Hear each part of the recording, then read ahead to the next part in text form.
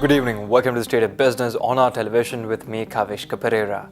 Let's take a look at today's headlines. Authorities in Sri Lanka need to pursue prudent policy mix during crucial election year, says IMF. World Bank supports climate resilient agriculture and infrastructure services in Sri Lanka. News in detail. Speaking during the Asia and Pacific Department press briefing of the International Monetary Fund World Bank Group, Anne Mary Goldwolf, Deputy Director, Asia and Pacific Department, stated that Sri Lanka would need to pursue a prudent policy mix as this is an election year for the country. We need to make sure that the authorities should continue to pursue prudent policy mix in the run-up with sustained revenue-based fiscal consolidation, an adequate vigilant monetary policy, and continuing efforts to build reserves. It is critical in this context that market confidence is being maintained and the economy's resilience to shocks, which has been strengthened over the past couple of months, continues to be strengthened. As you know, there is high public debt, so market confidence is a critical element. Structural reforms are ongoing. They need to focus on trade opening, SOE reforms, and increasing competitiveness. And you mentioned the issue of labor. At this point, as you know, unemployment is low, but in the forward-looking policies of competitiveness and looking at an aging population, labor reforms are essential. One of them that I would stress is increasing the participation rate of women also, which is very low in Sri Lanka. Sri Lanka and the World Bank recently signed two new agreements worth $150 million to improve climate and resilience and agriculture productivity for small farmers and support priority infrastructure through public-private partnerships. Hartwig Schaefer, World Bank Vice President for the South Asia region, and Dr. R.H.S. Samaratunga, Secretary, Ministry of Finance, signed these agreements on behalf of the World Bank and the Government of Sri Lanka, respectively. The signing took place during the World Bank Group and IMF Spring Meetings 2019 in Washington, D.C. in the presence of Honorable State Minister of Finance Eran Wickramaratne. The new projects include $125 million credit for the Climate Smart Irrigated Agriculture project, which will improve the resilience and productivity of agriculture for more than 470,000 small farmers in 6 provinces in the dry zone of the country, and a $25 million loan for the Framework Development and Infrastructure Financing to support Public-Private Partnerships project, which will help the Government of Sri Lanka develop a platform to attract and sustain investments required to fulfill its future development priorities. The Ceylon Chamber of Commerce organized a presentation on the theme Expo South Africa for the private sector business community recently, which featured the South African High Commissioner R.P. Marks and 2 representatives from South Africa's Department of Trade and Industry. Speaking at the event, the High Commissioner spoke of services offered of South Africa's focus areas and how the government would facilitate trade and investment from Sri Lanka, stating that the South African government focuses on sectors across the country, and those sectors are green, service-based, resource-based in manufacturing and advanced manufacturing industries. Ambassador Sadiq Jaffer, Chief Director of Investment Promotion at Investment South Africa, ran the private sector business community through the benefits of investing in their country. He stated that South Africa had the most developed economy in the region and had a robust democracy, press and judiciary, thereby making it attractive to foreign investors.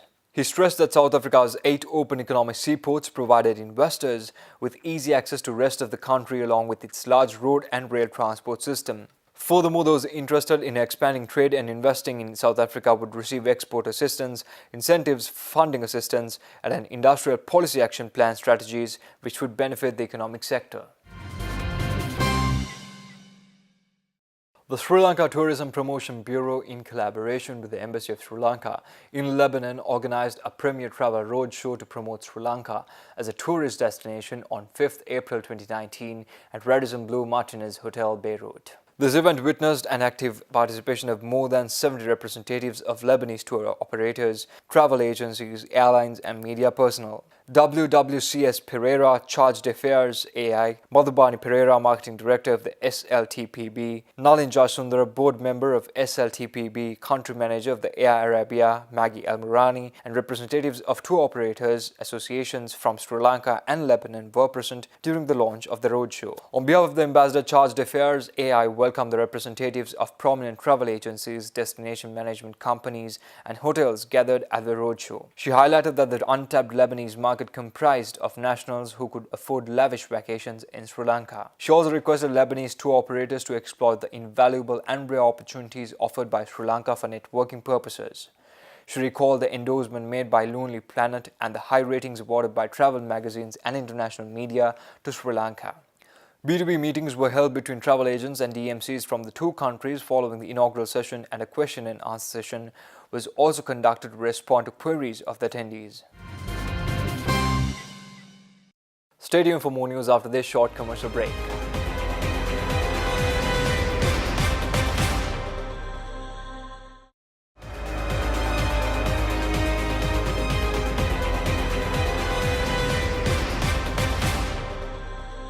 Welcome back.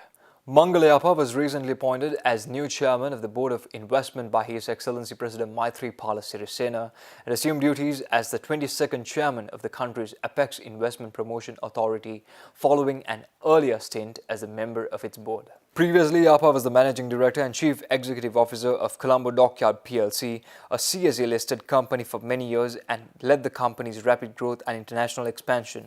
Subsequently, he headed the Ceylon Chamber of Commerce as the Secretary General CEO and was also president of the National Chamber of Exporters. He has functioned as technical advisor to the Ministry of Development Strategies and International Trade and played a pivot role in recent strategic and large-scale FDIs.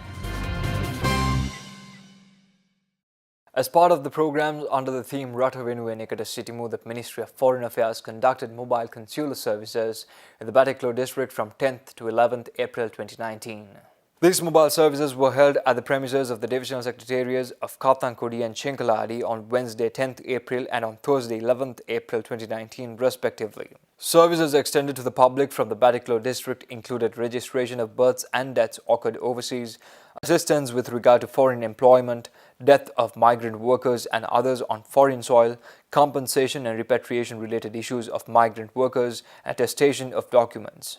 The mobile service also featured the activities pertaining to economic diplomacy and the public diplomacy programs of the Ministry of Foreign Affairs. The public was able to increase awareness of these programs. The Sri Lanka Bureau of Foreign Employment and the Department of Motor Traffic also took part at the mobile service. Two awareness programs were conducted in coordination with the Batiklo District Secretary, Divisional Secretariats of Kathankudi and Chinkaladi for public servants and the public with regard to the services provided by the Consular Affairs Division of the Foreign Ministry and the Regional Council offices in Jaffna, Mathura as well as Sri Lanka missions abroad.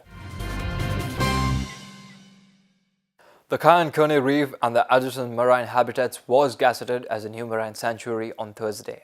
The Gazette Extraordinary has been issued by Tourism Development, Wildlife and Christian Religious Affairs Minister John Amarathunga under the Fauna and Flora Protection Ordinance. According to the Gazette, land comprising an extent 953 hectares situated within the Korale Pathu North Divisional Secretary's Division in the Batiklo District, Eastern Province and the Maritime Zone adjacent to that area of land has been declared as Kayankone Marine Sanctuary. According to marine biologists, this is one of the major marine environmental sites within the eastern coast of Sri Lanka, and parts of Kayankone Reef have a high abundance and diversity of fish. About 50 species of corals and over 200 species of fish have been recorded in this area. According to statistics, this will be the 18th marine and marine associated sanctuary in Sri Lanka. Stay tuned for stock updates after this short commercial break.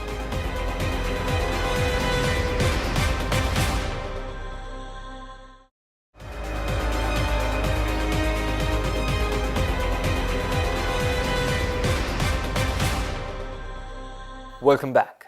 Trading at the Colombo Stock Exchange ended on a positive note today. The All-Share Price Index gained 6.53 points to close at 5,591.83 and the S&P SL20 gained 8.83 points to close at 2,722.14. The turnover was 172.9 million rupees and 14.4 million shares were traded. Next up is Forex rates.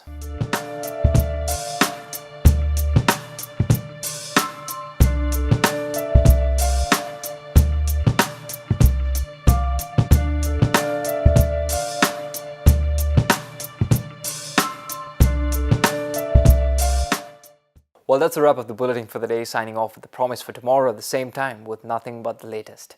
Thank you and good night.